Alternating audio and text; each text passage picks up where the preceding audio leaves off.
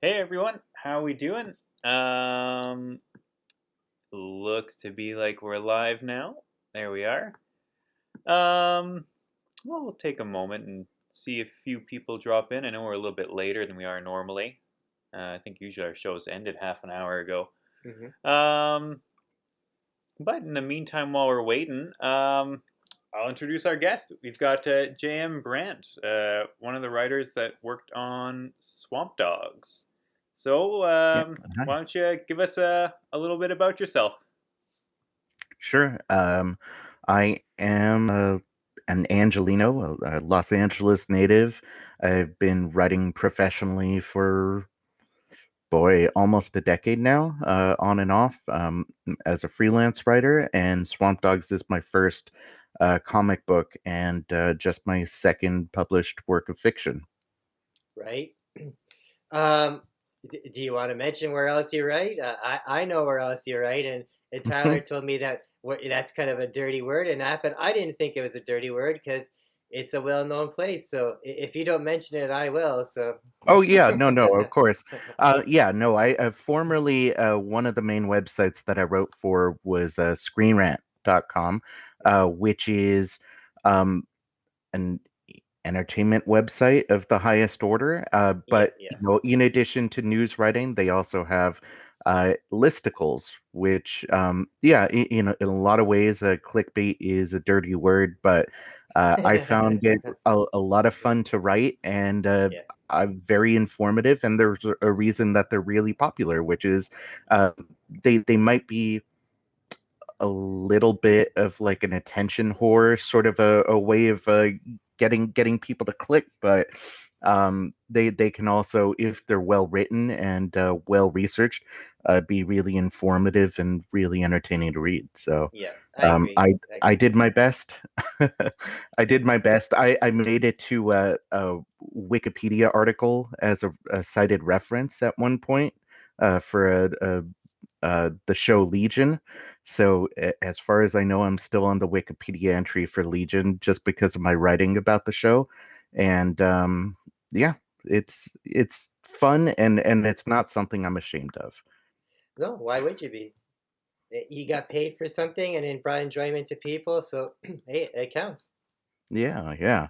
And my writing on The Walking Dead got over 2 million views too, which is pretty cool. Oh wow, wow, that's Yeah, awesome. yeah. One article. So Hey, that's why we want you on the show to bring attention to us as well too, because like you said, you are this is your first writing of a comic book, but you've been working on this for a decade, and again throughout the Hollywood entertainment industry. So why don't we start talking about the book? Because sure. we ourselves are invested in it because it's kind of a tie, which is our first cover.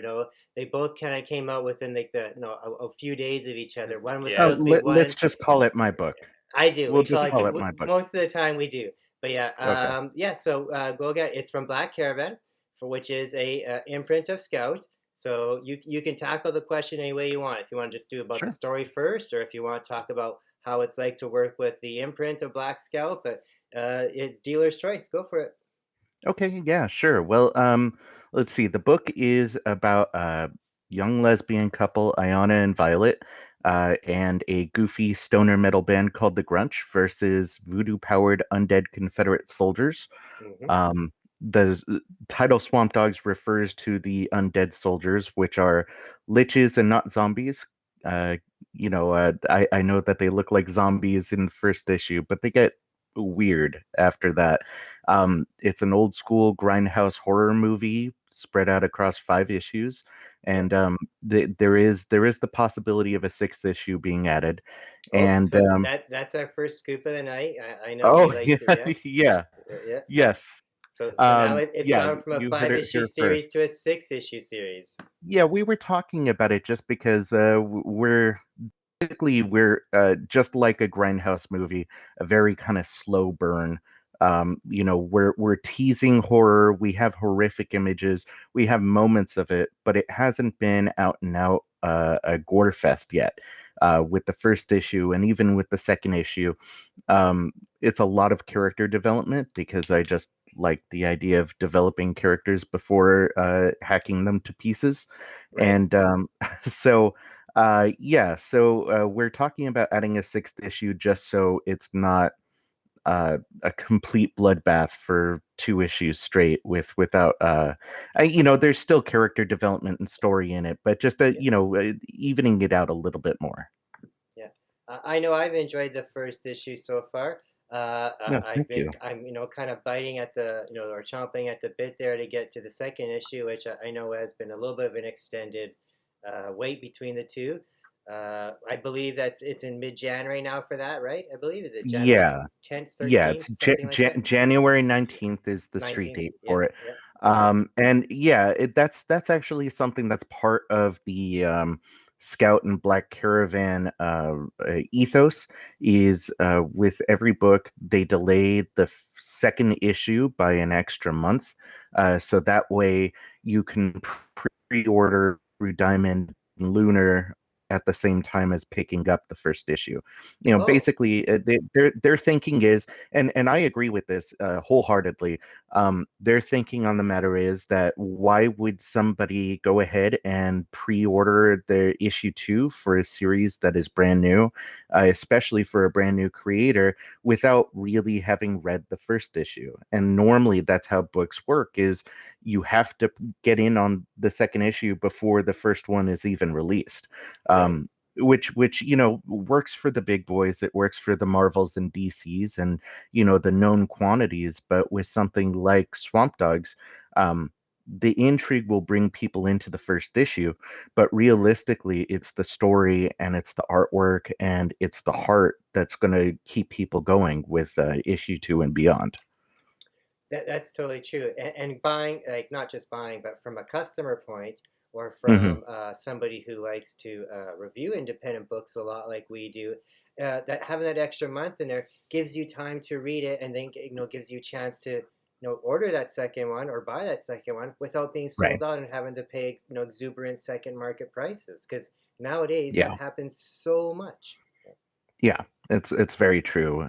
Yeah, and you definitely want to, with books that don't do the 1 month delay, you don't want to miss out. And honestly, and I've spoken to a few different reviewers and podcasters that have this same thing.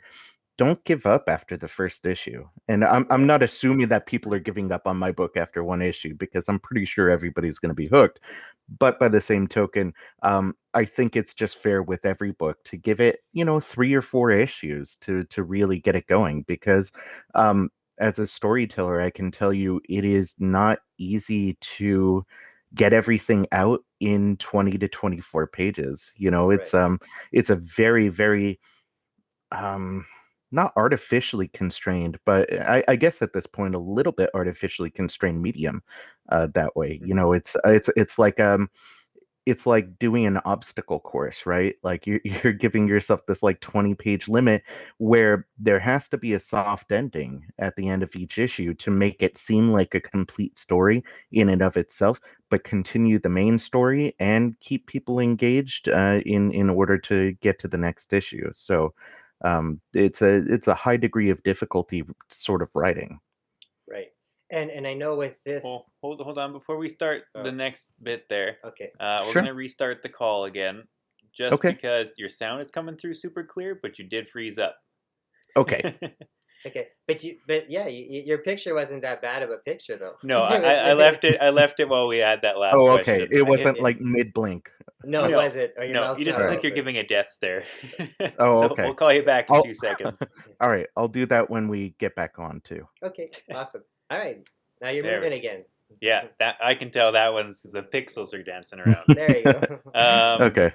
Yeah, and usually it's us having tech issues, but as you're saying before, today you're having a bit of issues with your cable Yeah, over yeah. there, I internet. was actually on the phone with the cable company earlier today, and apparently they've just been plagued by several network issues. I think part of the problem is it was That's raining usually down our exact here, story too.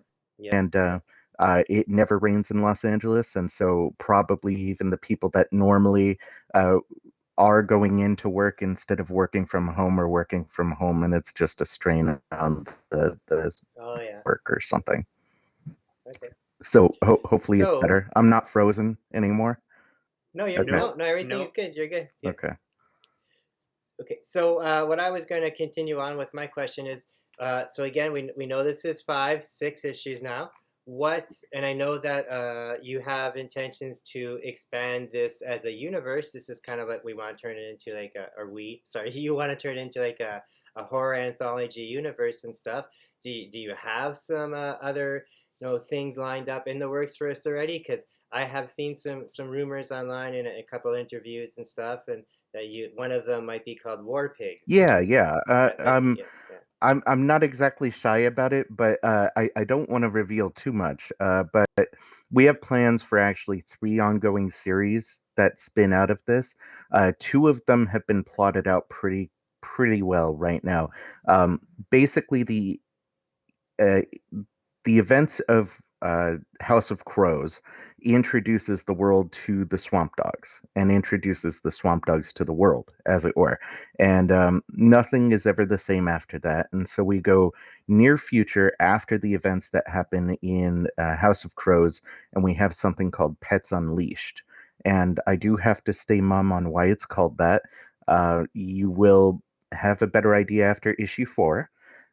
And Oh, okay. so that is a near future event. Basically, the world is. Am I allowed to swear here? Oh yeah. Okay, Yeah. the world is fucked when the swamp dogs come.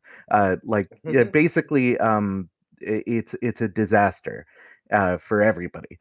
And so, basically, what happens after the swamp dogs are unleashed in Pets Unleashed? Um, it's the apocalypse. Basically, is what happens with Pets Unleashed, and then we go into the third ongoing series, which we want to write at the same time as Pets Unleashed, and that is slightly further in the future, and it is a post-apocalyptic book called War Pigs. Okay. That's Yeah, awesome. yeah. Basically, Uh, I just like showing sort of the repercussions of it. It's I guess I owe it to Robert Kirkman and his idea of like with The Walking Dead, what if what happens after the zombie movie ends? yeah. And that's kind of how I'm viewing the Swamp Dogs is, well, what are the ramifications for everything, and Oh, and examining that. that's perfect. That leads into the next question, I guess. Then Yeah. is where is the idea? What's your biggest inspiration for Swamp Dogs? Well, the story actually started out as just a complete adaptation of a Spanish horror movie from 1972 called Tombs of the Blind Dead, which I actually just appeared not that long ago on a podcast talking about it. So if anybody is interested, and I'll just name drop the podcast. It's called Yeah. Yeah. Go for the Bloody Bits Horror Show, and it's a it. comedy, it's a horror comedy podcast where they dive really deep into every movie that they go over, and so it was almost like scene by scene where we're talking about it and going through it and deconstructing it. And so originally it started out as an adaptation of that, which is Crusaders come back from the crusade, worshiping Satan and on a quest for immortality. And in the movie, uh, they get overthrown and executed and hung on a tree until crows peck their eyes out. And so when they're resurrected, they're blind and they hunt by sound. And so originally, I just Oh. wanted to update that story and move the Crusaders into the Civil War and move Spain and Portugal into Hurricane Katrina ravaged Louisiana. Louisiana. So, And I guess that's why they respond to the music, right? yeah, well, yeah, I mean that was sort of originally the idea. It took on a life of its own, especially when co-writer Oh, sure. Theo and I met, and we decided that we didn't want to do an adaptation. We decided that there are some some spinal remnants from the movie that we're using, but realistically, it's its own thing. And so the swamp dogs are not blind. They're actually not hunting by sound or anything. They are Okay. mean and cruel and just sadistic, and that's sort of their purpose. And Right. what So the happens in band was just the band with that just was one aspect of the ritual that brings them to life, right? Because you got that part, you got the making out of the chicks, and then you got the one bum that happens to bleed on a gravestone, right. right? And the combination of all three, kind of summons them. So Yeah, yeah, actually that's a really interesting interpretation, and I've never heard anybody sort of like make that connection before. Um oh really? yeah, yeah. Because So I thought I that's what I thought that you had meant by doing all that. oh yeah, no, no, no. Actually, Oh, it was just sort of for those of you who haven't read the first issue, I'm sorry because we're going to talk first issue here. But you should buy we it. are it You should buy we it yeah anyways, yeah. because I guarantee that the writing is a lot more entertaining than me talking about it. And also there's pictures of attractive women and undead, so you're gonna There like is, it. yeah, yeah, Yeah. yeah. Yeah. Basically, we were just setting the stage for it to be Halloween, and we wanted to introduce competing storylines that would sort of combine at a later time. And so the Halloween party where Ayana and Violet meet and the music is playing is just simply a Halloween party. They're having fun, Right. and really what we do is we transition showing the full moon at the party after they're done having sex, and just showing that same full moon to indicate that it's the same night, but at the titular House of Crows, and that's where the Right. Drifter accidentally by himself resurrects the swamp dogs. See, I thought, and again, you mentioned the full moon. I thought it was like the random chance that you have the full moon, you have the drifter that bleeds on the tombstone, kind of starting it all up. You Hmm. got the music that's kind of like a ritual thing going on, and the girls making out too all at the same time. So I kind of thought it all was like one of those random things, the perfect storm of events to call these things to life. So, oh, I guess I'm a little more creative than I thought. Yeah. Yeah, well, But I think we all have that spark within us, and yeah, that's like really really interesting. And I mean, what's really funny about it is like even though it's not what we envisioned, it still somehow maintains that same sort of basic basic kernel of truth that we were trying to get at, which is just a series of random accidents is what invokes the last bits of the resurrection process. And right, so right, yeah, with it's an homage to old school horror movies, in that it's sort of this nameless drifter that is sort of the spark plug for all this stuff happening. One of my favorite horror movies is Return of the Living Dead, which is from 1985, also a very music heavy zombie film. And yeah. there basically is just a random set of circumstances perpetuated by two hapless fools that brings the dead back to life. And I was really, when we plotted out that introductory scene to the swamp dogs, I was thinking of the movie Killer Clowns from Outer Space, which Oh itself yeah, is yeah, a yeah. tribute to the 50s and 60s sci-fi horror movies like The Blob. And Sure. again, it was like an old guy with a dog, and he just kind of randomly stumbles on the killer clowns in their circus tent spaceship, and that's when carnage begins. So Yeah, the series is very much I've watched rooted that in one too. like horror movie tributes. Yeah, I definitely recognize that part now that you mentioned it. I love hearing how many different influences and how many little tributes there are here and there to such like pulp classics, like stuff like Killer Clowns from Space. Like, For sure. how often do people, have that as a part of their work, or how often does someone reference that? So Yeah, that's awesome. Thank yeah, you. Well, as you see the series continue, you'll see not just like tributes to movies in sort of a action or setting or anything, but the characters actually begin to reference movies themselves and characters and everything else. They live in a world in which horror exists. And part of that is Theo and I both have like a very heavy background in horror and cult films. He actually has a degree in cult films, which is crazy. And then in college, I took several courses about horror films and film adaptation and all kinds of interesting stuff. I was actually even on track to teach a course in the philosophical implications of horror films. Like I got a grant, Oh, wow. I got a grant from my university and everything to begin to teach that. So, um, yeah, we have that academic background, but we're also just devotees of the genre. And like I was saying on the panel at LA Comic Con just this past weekend, I don't believe that anything's truly original anymore. Right. That we just live in sort of age where the framework of everything that it is that we want to do creatively has already been done.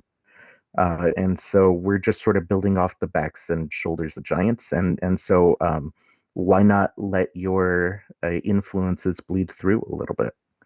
You know, Mhm. it's originality is just being able to blend it in a way that seems creative and unique. Well, I agree because people say that, comic books and stuff like that are just a new way of telling stories and stuff. And like, that's wrong when the way I look at it because comic books are just, the modern ways of mythology that they've been telling for thousands and thousands of years, whether it's Yeah. the Greeks or the Nords or the caveman. Oh, So, 100%. Yeah. yeah.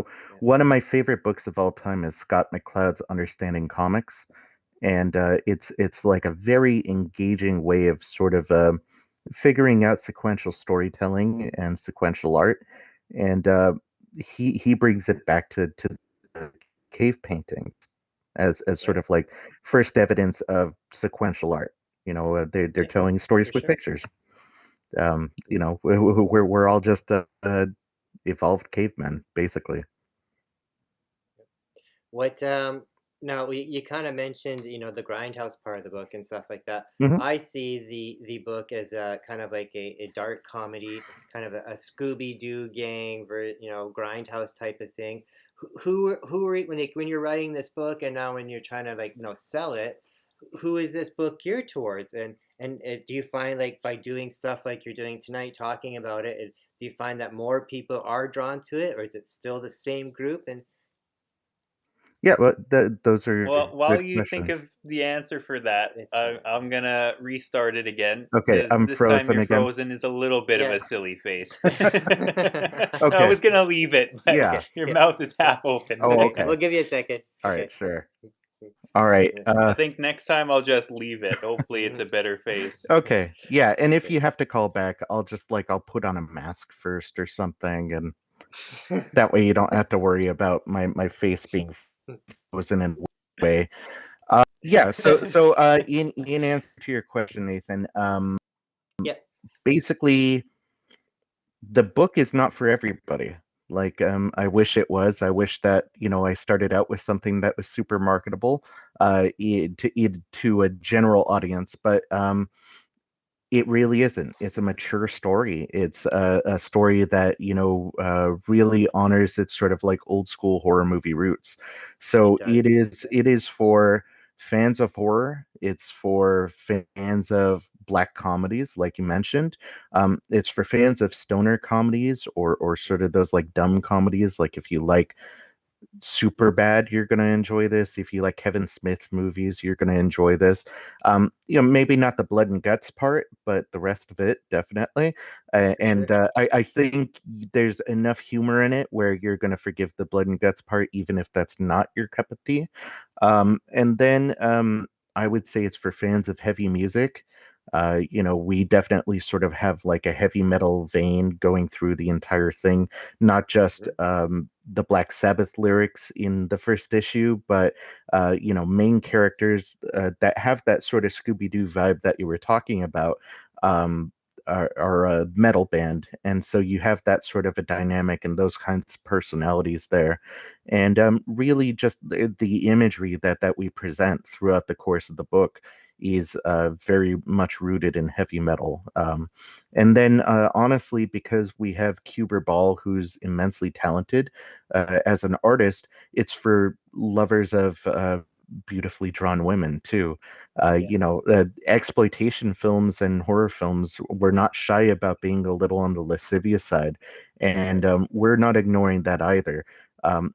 Granted, we give these people a personality. These women have a soul. They have an interesting and complex dynamic with one another and the other characters. But we're not above also showing boobs. Right, So and these characters, they are strong characters, like the yes, two female characters, and we have reference that they're lesbians, and you are talking imagery, and you can kind of see on cover A is one reference. It has like that old grindhouse kind of cover feel, and the women are very sexy on it. right. Is that another group of people who are being trying to reach in that, and have they reached out and responded to you, the LGBTQ plus community? Yeah, actually, recently, both Theo, my co-writer, and I were part of a Rhode Island based, I believe. Or yeah, it might have been Rhode Island, or it might have been one of the other states of like the Northeast Atlantic portion. I get Okay, mixed up there. well, Yeah, we're Canadians, whatever so it we is. don't know. Right. So yeah, Okay. yeah. Yeah. One of those states, north and east, has a LGBTQ plus magazine called Opinions, and we were actually just interviewed recently for Opinions magazine about Hmm. queer representation in comic books. I guess we were stumbling one of their correspondents at a comic con over there, and she fell in love with the book and sort of the imagery and the fact that we're not sugarcoating the fact that queer people are humans too and have physical desires. You can draw something sexy and not uh, make it totally male centric or male gaze. Everybody likes seeing boobs unless you're someone that's not into boobs. And so, Oh, you know, the cover A for number two's even got butts. There's Yeah, something yeah. for everyone. Yeah, yeah. exactly. And truth be told, I am a butt man, so I tried putting in as much of that as possible. But yeah, basically, we don't want to. It feels like everybody puts on kid gloves when they try and talk about representation or when they try and talk about like inclusion. And realistically, that's not the way the world works. People in other communities, people that are part of um, just other groups than my own. Speaking as a white heterosexual male, Mhm. they're human beings with the same desires that we have and the same complexities and the same hopes and dreams. And so I don't want to paint my queer women leads as these dainty, delicate flowers that need to be put on a pedestal and kept there. They're people. And Ayana is a very strong, confident woman with a very healthy sex drive and who's very aware of her own sexuality and her own sexual appeal. And, you see those people. I don't want to say all the time because those people are a rare breed. Period. But you see people owning their sexuality, no matter what group they belong to. And I feel that those people exist and need to be celebrated just as much as anybody else. Well, what I found about this series with that aspect of it is, nowadays a lot of people are trying to include that into their stories because it is, hasn't been done in so many years and needs to Right. be represented. But I find a Hmm. lot of the times, especially in like books that are not independent books, like your Marvels and your DC, the inclusion feels very, very forced, where it just Yes. feels like we're putting this in just to have this in there. Yeah. Where in this Right. story it doesn't. It's part of the story. It feels very Thank you. organic and natural, and you don't have any second thoughts about it. It's just part of the story, much as like, oh, there's zombies parts in here, and then there's that part in there too. So Right. Yeah. I don't know if you'll get the reference being Canadian and all, but okay, this isn't the Burger King Kids Club, which is okay, something yeah, I yeah, grew up with. yeah. It's not a rainbow coalition. It's not anything else. The fact of the matter is, at one point during my writing, I was challenged by an artist that I was working with, on a scrapped horror anthology, and that that illustrator who's non-binary, agender, I believe is how they identify, Okay. basically called me out and said, why are all characters in horror stories white men? And I said, you know what, you're absolutely right. I don't know. And I went back, and being a student of horror and a student of history, thought to myself, and really started examining race and gender and sexuality in horror. And basically it just is white straight dudes writing about white straight dudes for the most part. And Mm-hmm. so there's no reason that it shouldn't have everybody else. But yeah, I'm not Marvel. I'm not creating one of each color of Captain America's, and I'm not, making sure that there's a boy Wolverine and a girl Wolverine, which, I mean, in many cases has yielded incredible results, but in the beginning definitely does feel forced. It does Right. feel like pandering, and it feels Yeah. very corporate. And yeah, I definitely didn't want that. So thank you for telling me that it doesn't feel forced.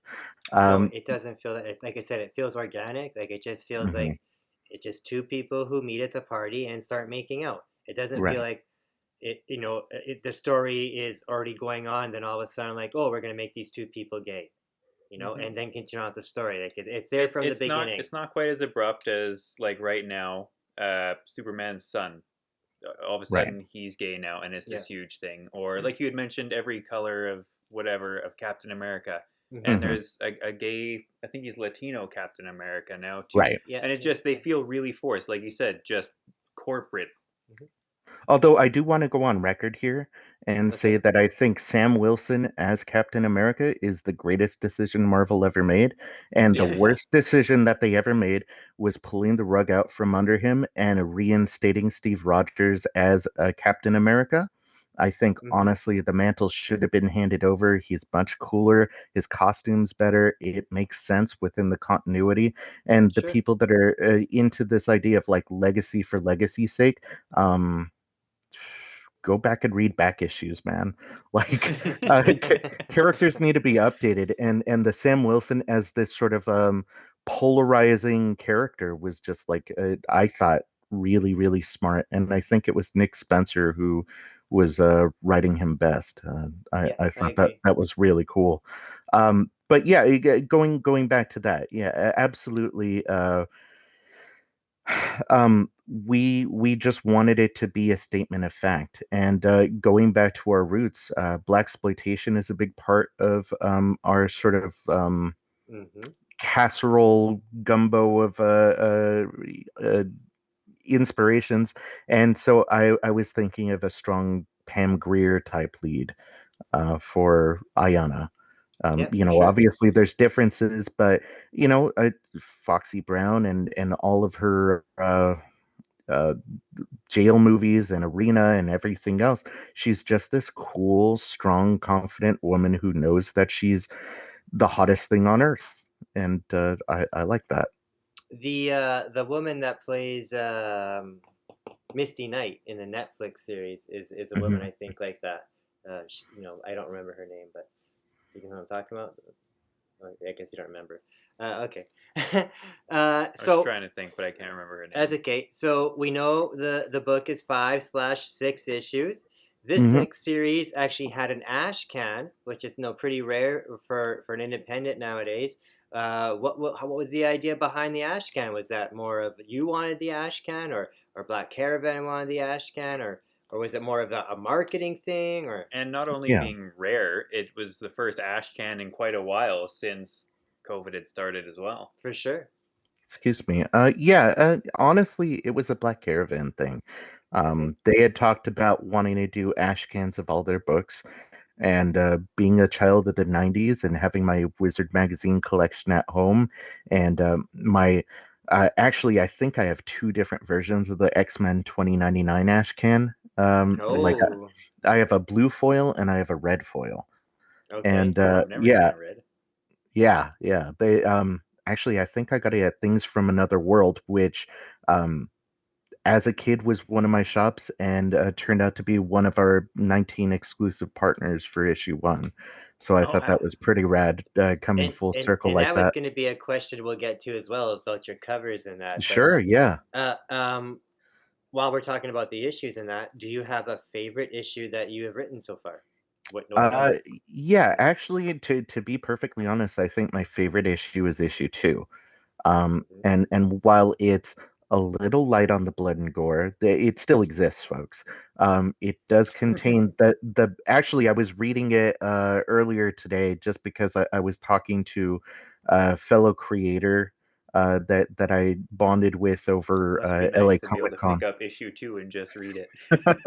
Oh, well, metaphorically pick it up and read it. It's Oh, still okay. like a low res PDF, but Okay. it is all finished and actually is being submitted to the publisher, or sorry, to the printer for printing this week. Oh, nice. Oh, So yeah, so I'm excited to see that all finished up.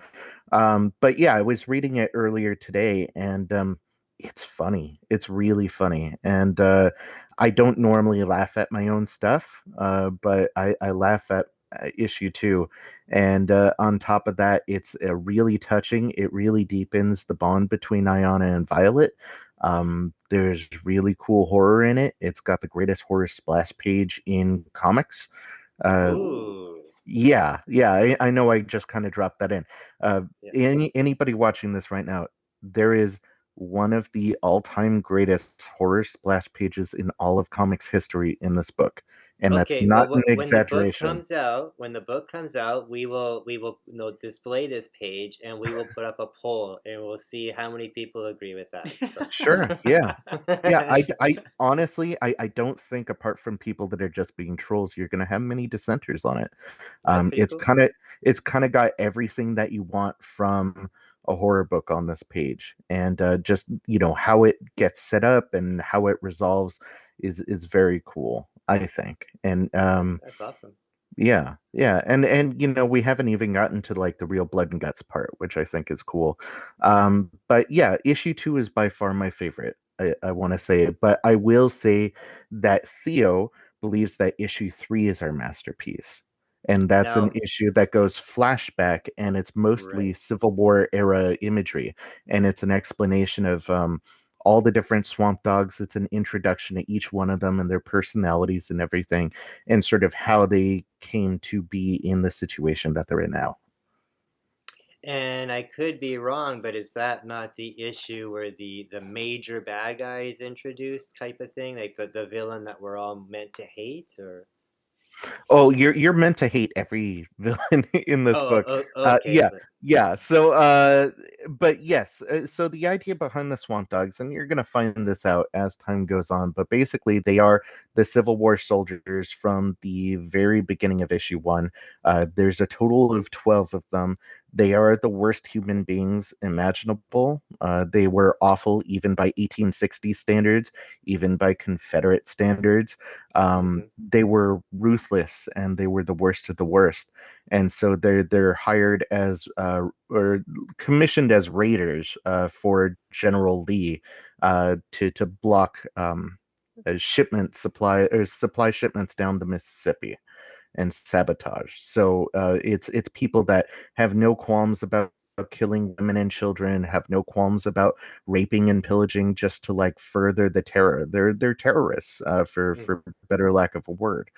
And so yes, you are supposed to hate them, but there are other dark forces lurking in the Swamp Dogs universe, and you do get sort of an inkling of what sinister forces are going on in issue 3 also. Crazy. Yeah. So now you've mentioned Theo in that a few times, and he is like your co-writer in that. Mhm. Did you guys get together because of this book, or were you friends before and came with the idea all along together, or like I said, did you guys come together because of the project? Needed two writers, or how did that establish? Yeah, that was my Uh, next question too. Was asking oh, about okay. the team behind Swamp Dog. So Yeah, you yeah. blew my mind. All right, yeah, the birds of a feather, huh? I guess Um, so. so actually, Theo and I met because of Screen Rant. He was a writer at the same time I was a writer, and I was noticing his articles and lists and how the content really sort of spoke to me. I could tell that he knew his stuff as far as like cult films and horror films go, and so we started following one another on Twitter. And then I found out who is into the same heavy music that I am. And as a matter of fact, he lives over in Greece. He was curating a heavy metal music festival that was headlined by one of my favorite stoner metal bands over in Greece. And so we Cool. bonded over the movies and then the music and then the mutual working on listicles at the same time. And then it turned out that he had an image book come out, which is like a real anomaly as far as Image Comics goes because it's not a comic book. It's a little coffee table book that you would get at like a gift shop for a friend or something, Oh called wow. the Doomster's Monolithic Pocket Alphabet. And Oh, okay. It's a yeah, It mouthful. rolls off well, the tongue. yeah, exactly. I've gotten really good at saying it without like hesitating, haven't I? You Uh, practice That in front of yeah. the mirror a bit, I can tell. I do. Yeah, instead of doing like all those vocal exercises that actors do, like the quick brown fox. Yeah, Yeah, yeah, I yeah, just yeah, do yeah. the Doomster's monolithic pocket alphabet, the Doomster's monolithic pocket alphabet, the Doomster's monolithic pocket alphabet. Um, so yeah, so he wrote that, and when I was like, oh crap, this guy has a contact at Image Comics. I have this idea. We like the same stuff. Let's start working together. And so I told them about my idea for Swamp Dogs, which honestly was a very, very rudimentary version of what it is that we have now. Like I said, it was much more an adaptation of the movie at the time. Right, Um, we decided to start working together on this, and that was a lot of years ago at this point, and that was two right. Is publishers ago. you've this project's been in the works for like 10 years now, right? Yeah, I want to say that I started dreaming this up and had the name Swamp Dogs in my head and had the Civil War undead with cool facial hair back in 2008 or 2009. So it's been 13 years, 14 years, something Yeah. like that. Hmm. And yeah, so we only really started working in earnest on the book and scripting it and everything maybe about 10 years ago, uh, give or take. And then we actually had started with a friend of his who's a very talented artist in Greece named Anthony Galatis. I think I'm pronouncing that right, as our original illustrator. And our timelines didn't match up. But originally we were with a different publisher with this original illustrator. And when we brought Cuber on board was when we went and sought out Black Caravan.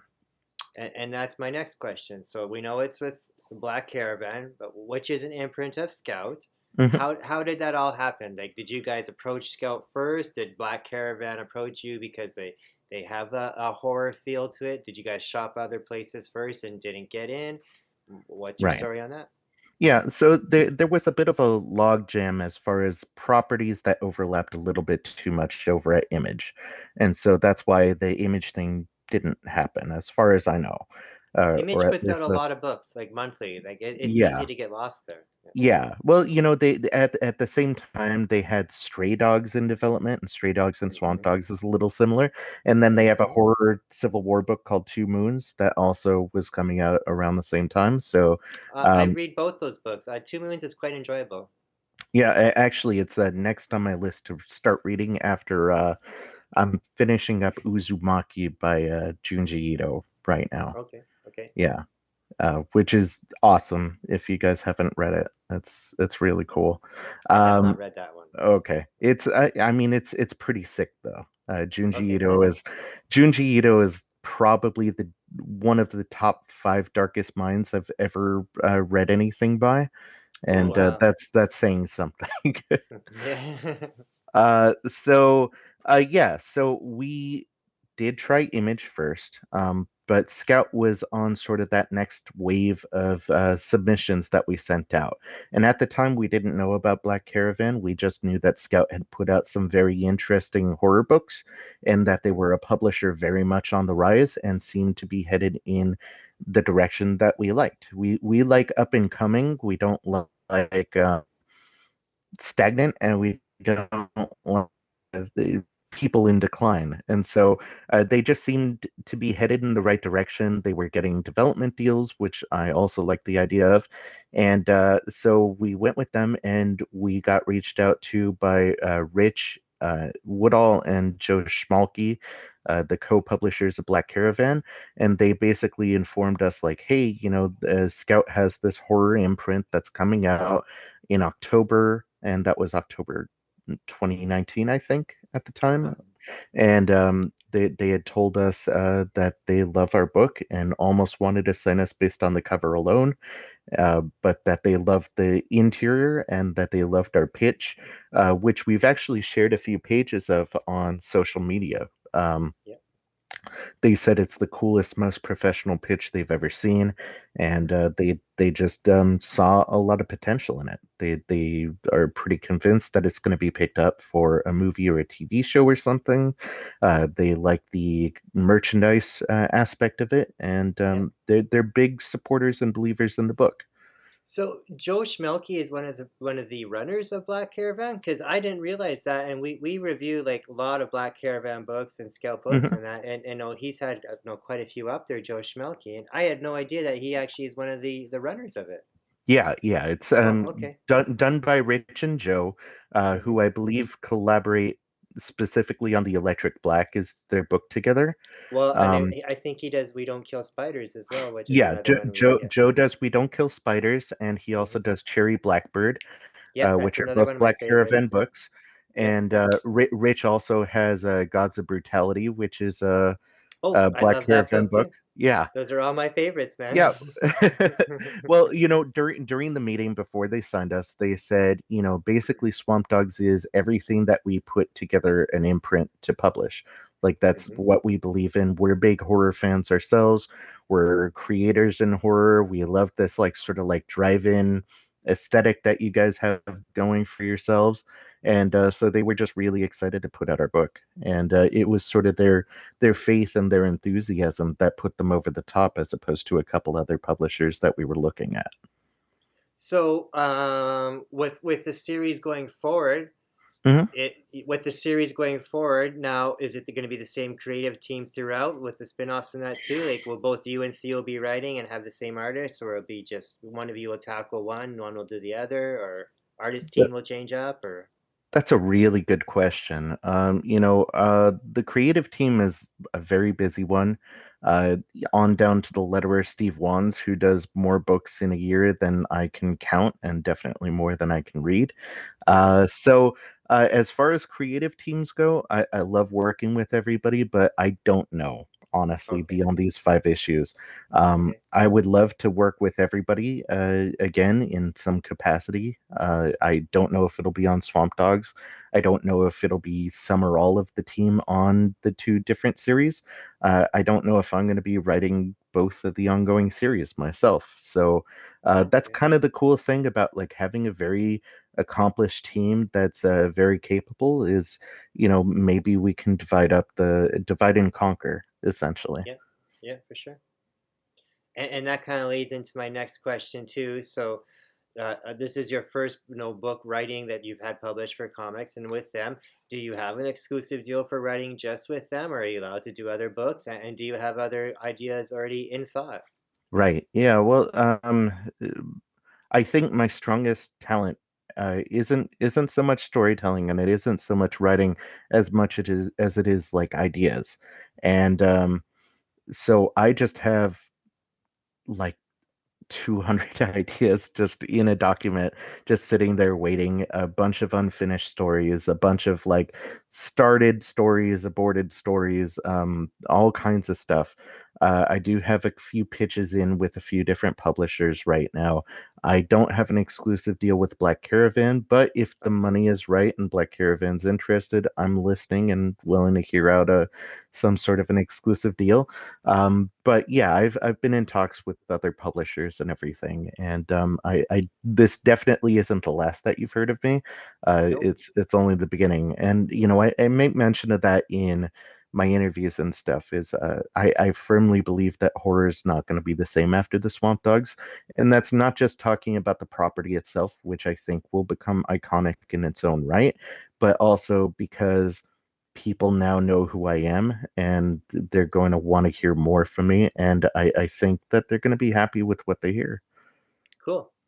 And we keep, well, as the interview has been going on, we keep switching covers, and you've kind of alluded it to it well.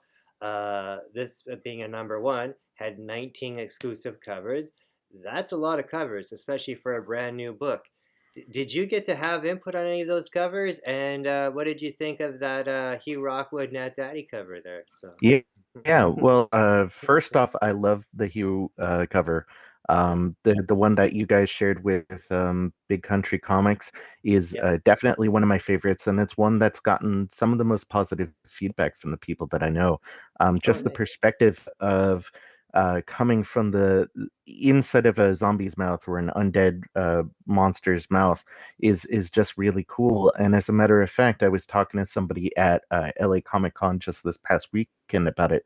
They brought that one up specifically, and they said that they were convinced that there was a Punisher story that Garth Ennis had written that was the influence behind the cover. And I Ooh, said, I'm not too sure about that. And actually, I'm scratching my head because he was saying that there was a Punisher story that happened from the perspective of inside of a tortured person's mouth. And I I, can't for the life of me remember that. It doesn't me sound neither. far off. It doesn't sound outside of what Garth Ennis is capable of and would No, think to do uh, no, by any stretch of the imagination. But by the same token, I just don't remember it, except that I remember his entire run on Punisher being amazing and a me gold too. standard. Me too. Um, Yeah, yeah. yeah, so but basically this fan had said, well, obviously, Punisher or not, this cover artist knew what he was doing, and I just love it. And it's so cool to have that perspective. And I agree, and I think that's why it's one of my favorite out of the 19. It's a little bit like having children. You don't want to pick a favorite. You can't pick a favorite. But it's definitely up there, and it's one that I keep finding myself coming back to again and again. So, Hell, if you um, got 19 children, you're lucky if you remember their names. Never mind have a favorite. yeah, So exactly. Yeah, my grandfather, I think, was like one of 11, and he had stories about the dad just not being able to like tell them apart and oh getting yeah, yeah. lazy with naming them after a little while.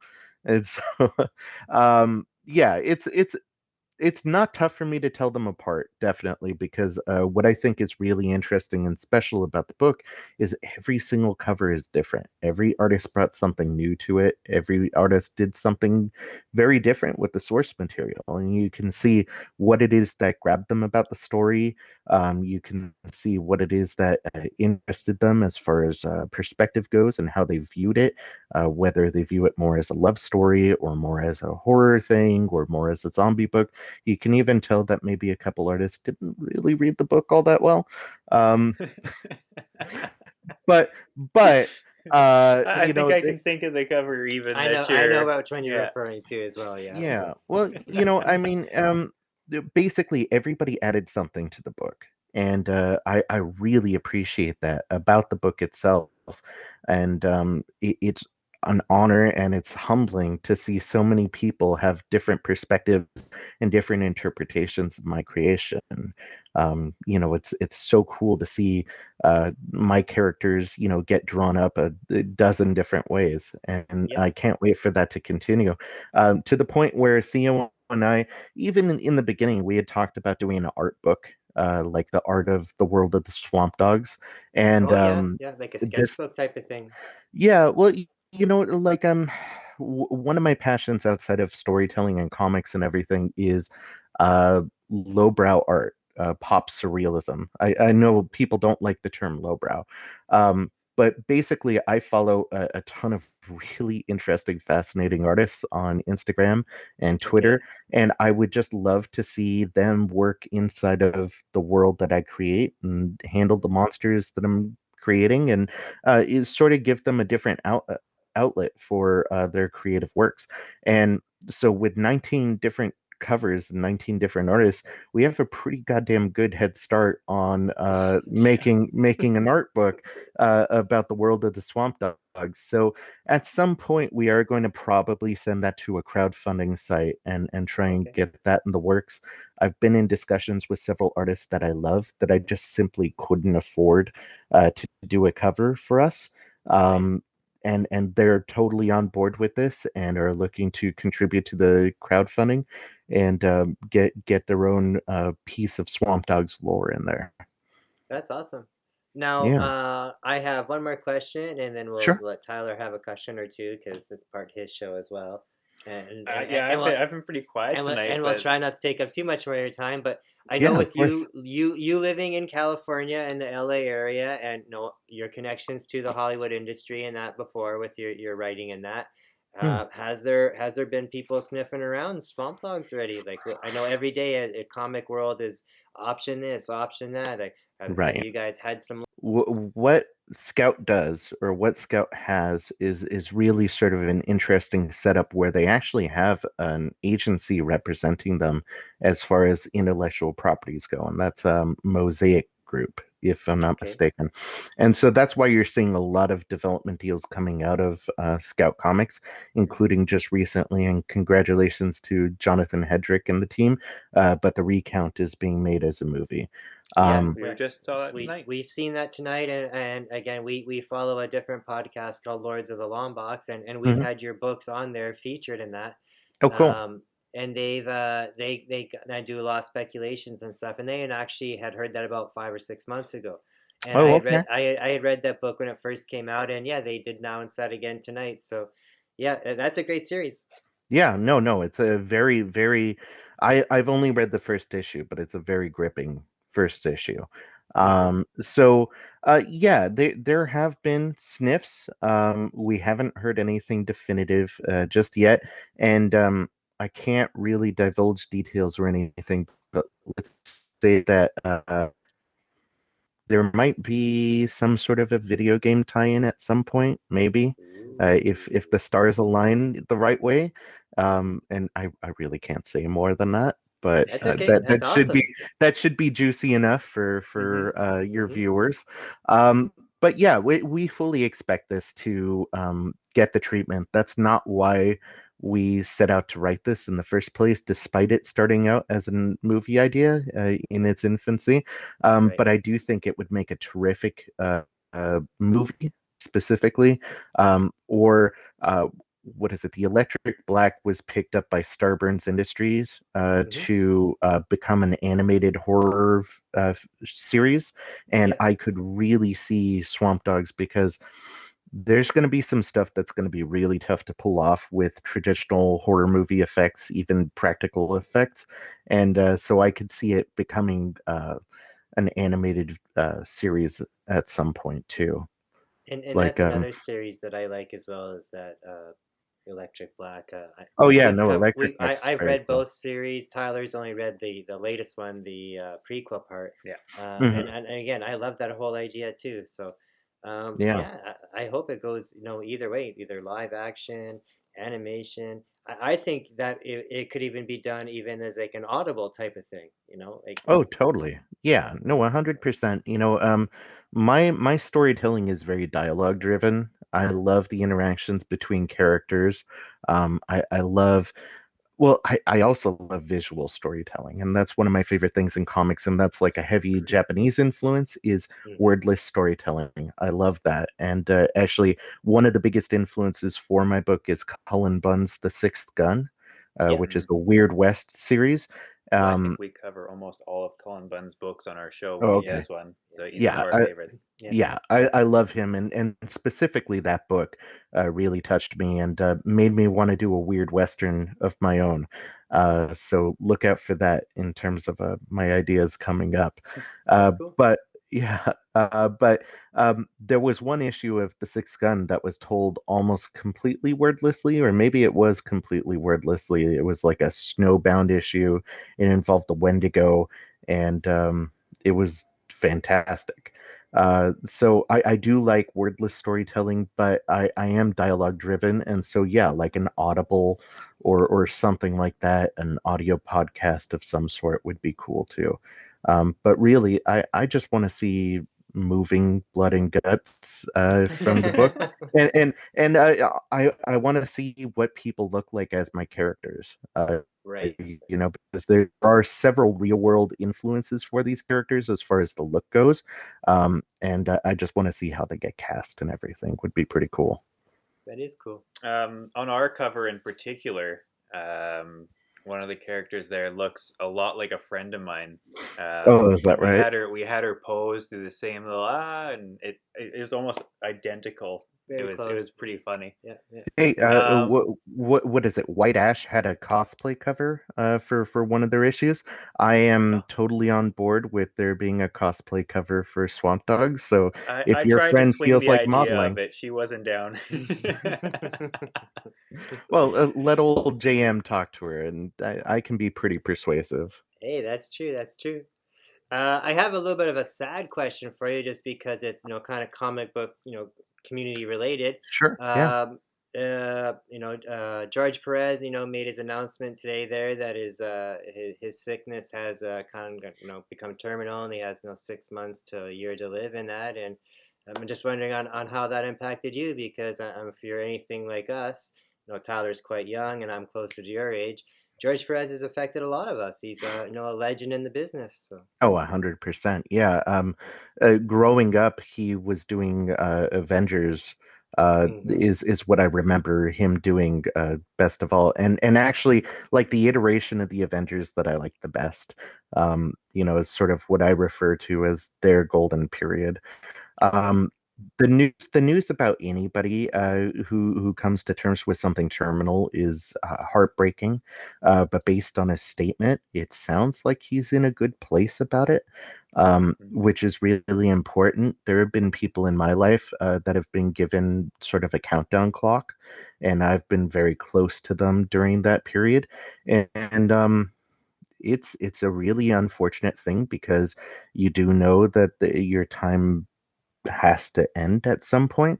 But in a way, and this is sort of what I got out of his statement, is he is allowing that to sort of open his eyes to what's left and what he's capable of, and he's allowing himself to sort of bask in his final days, however long that may be. And I know in his statement he mentioned, this might be his last holidays, or very well could be his last holidays. And I just want to say, on the off chance that he's listening, or somebody that knows him is listening, that um, positivity really does help. The people that have been closest to me that were terminal, uh, actually, my uncle was given 4 to 6 months and Mhm. lived another 3 years, Wow. two and a half of which were in very good health, with most of his faculties. And this was a brain cancer, so it was uh, very rough on his Body. comprehension and his ability to communicate towards the end. But those first 2.5 years, he was able to spend with his grandkids and with his nieces and nephews. And so I just want to say, don't let the doctors put a timeline on you. Right. There is an inevitability to things, but a lot of it, even without treatments, even without chemos and everything, um, a lot of it has to do on your point of view and your level of positivity about everything. But yeah, get those Well said. get those bucket list things done, George. I'm supporting you, and I hope that you get to experience everything that you want to. Right. Us too. Did you ever get to meet him? Have you met him at all, or I never had the pleasure, no. no? And Me it neither. sounds like because he's doing one final public appearance, I'm not going to have the opportunity to. But that's not to say that he hasn't been a big influence in his own right. And one For of the sure. reasons that I'm working in comics today, because without those foundational moments, young JM as a kid, admiring the panels, um, I wouldn't be doing this. I think so. There wouldn't be that no HBO Max, or it used to be on Netflix. I think it still is Titans. Hmm. He made the Teen Titans. Like, yeah, it's very sad. We all feel horrible, but at the same time, I feel like you did. At least he is looking at it positively and spending as much time as he can doing what he wants with those who he loves. So Right. we all wish him well. Yeah. No, absolutely. Well, on a less somber note, Yeah. I think What we've kept you are for you quite sure a you don't want while to? tonight. Is there anything you wanted to let people know about, whether it's Swamp Dogs related or whatever? Usually at the end of our show, we do a little part that's like called Nat's Rant, and it's usually Yeah. what's plaguing your mind or something in the Yeah. in the comics community, whatever. So this is your Your open Nat's channel, Rant. and let people know where they can reach you at as Yeah, well. Sure. do all your Yeah, shameless of plugs, course. everything. Okay, yeah, no, I'll be totally shameless about it. As far as ranting goes, I've done a lot of ranting today, so I think I'm okay as far Okay. as that's concerned. And then creatively, I am working on several different things. I mentioned I have a few pitches into different publishers and stuff, but I am also hard on short stories, horror short stories that I'm really looking forward to get published very soon. So be on the lookout for those. Mhm. Can't really point to any specific deals just yet, Okay. but they're in the works. As far as where to follow us and what to do and how to go about things, number one, pre-order. Sorry, number one, buy the Hugh Rookwood variant from Nat Daddy Collectibles. Right, it's Nat Daddy and not Nat Daddy's Collectibles. No, yeah, Yep. Nat Daddy Collectibles. You got it right. Okay, Yeah. I got it Yeah. right. Okay, Yeah. cool. Yeah. Yes, Yeah. uh, buy it. Buy 5 copies of it while you're at it. It's a very limited edition of a very cool cover that apparently may or may not be Garth Ennis Punisher related, and so yeah, just do it. Nat Daddy has been great to me, so I really appreciate the support and the fact that you believed in me enough to be your first variant cover means a lot to me. Number two, go ahead and go to your local comic shop and pre-order issue 2. Yeah. Final order cutoff is next week, if I'm not mistaken. It might be like the 14th, Mhm. 12th, or 14th of I believe December. you're correct. I believe Yeah. you're correct as well.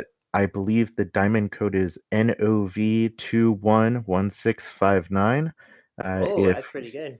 Yeah, I'm doing my best. I've written it out I'm so gonna write many that down. We're gonna goddamn put that in times. the comments after. So what was Okay, that yeah. number again? I believe it is NOV. NOV Yeah. 211659, and if I'm wrong, somebody else is getting a bunch of pre-orders. Uh, Um, but we I'm always pretty tell sure our that's the people to one. go to 204 Comics. That's our local comics store that we Oh partner yeah. with over here. So Okay. Yeah. bring Ashley that exact code because I want to hear what his response is next time I go in. Okay. Yeah, sure. And I wish I knew the lunar code, but I don't. Like I'm so diamond centric, it's ridiculous. I don't know why. Um, That's but okay because we don't have lunar in Canada, I Nope. believe. So Oh, okay. All right. yeah. Well, Yeah. there you go. Yeah. Yeah. So yeah, so pre-order issue 2, it's going to be a gas. It's going to be everything that a horror fan loves. So do that. Um, go to swampdogscomic.com and you can get some of the other exclusive variants that are out there. You can get them signed by me and shipped by me with love and tenderness and a whole lot of enthusiasm. And there's also free goodies in it for people that order stickers, bookmarks, all that kind of good stuff. Ooh, Yeah, nice. I know. And there are still ash cans available too through that. So definitely hit that up. You can also find all of our socials on there because I haven't memorized everybody's. But if you like me specifically, you can go to Twitter and it's at MRJMBRANDT. That's Mr. J.M. Brandt, or on Instagram at j.m.brandt. And I'm on Facebook too, even though I don't post all that often. Right. Yeah. How's that for shameless? Is that shameless enough? No, Just the that right was amount. great. Yeah. You have a script written down. Usually, you've got a script written down with all the things to say. That felt super fluent. Your memory's only as good as until you're done that list and you realize you missed half the stuff. So Yeah, exactly. And I've smoked and drank away a ton of brain cells over the years, and and Tyler's and seen me do the same. So yeah. So yeah, and my memory is rough, but for some reason the whole social thing sticks with me, which I'm thankful for. The other thing that I want to shout out for any of your fans that are in the Los Angeles area is I will have my first table at a con for myself. That is the weekend of December 17th through the 19th in Pasadena at the convention center Cool. for a Congrats. horror convention called Season Screamings. oh, very cool. I like that. Yeah, it's the people that put on a convention out here called Midsummer Scream, which Yeah. is really fun. They do like a whole hall full of haunts, which are really awesome. And then just the atmosphere is amazing. So I'm really looking forward to the season screamings, especially the Krampus parade that they're gonna have through the whole thing. So That sounds awesome. yeah, yeah, it'll be good. And I'll be there. So added That's bonus, cool. right? Cool. Very nice. Well, hopefully in the new year, maybe we can get you up here at some point too, or one of the Canadian conventions. You can get up there and we can meet you up there or something. Because that'd be cool too. I would love to be up there. You just might not be able to get rid of me. I might be Oh, one of okay. those people that just stays in Canada. Yeah. Yeah, there's room. Hey, Just hope you like the cold. It's Yeah, I think -20 over here the last few days. They don't Oh know. And my God. that's Canadian -20. Yeah, Yeah. they don't know about Which this. is even worse than Yeah. minus 20 Fahrenheit, right? Okay, That's yeah, that true. sounds pretty rough, but I like the idea of adding layers. You can't take them off. And granted, it's been really nice in here in LA this past week, but I don't like the heat, so I'd much rather be up north. And Okay. I've been told I have a Canadian temperament, and You do sound very I would Canadian. say. Yeah, I would yeah, say. yeah. thank you.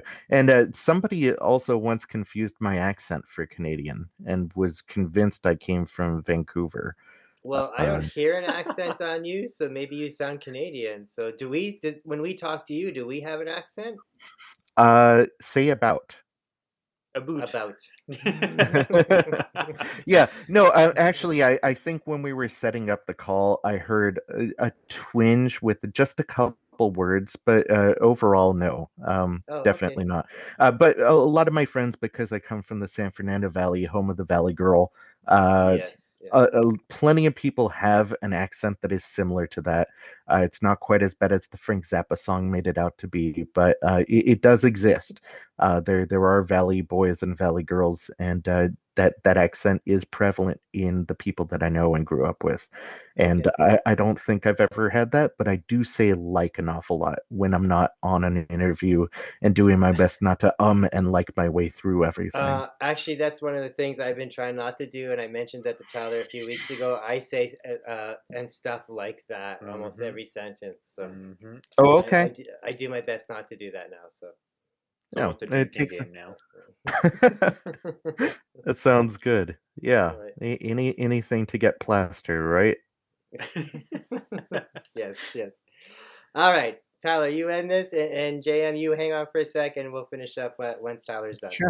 Of Cool. course. Yeah. So that's been J.M. Brandt, one of the co-writers of Swamp Dogs.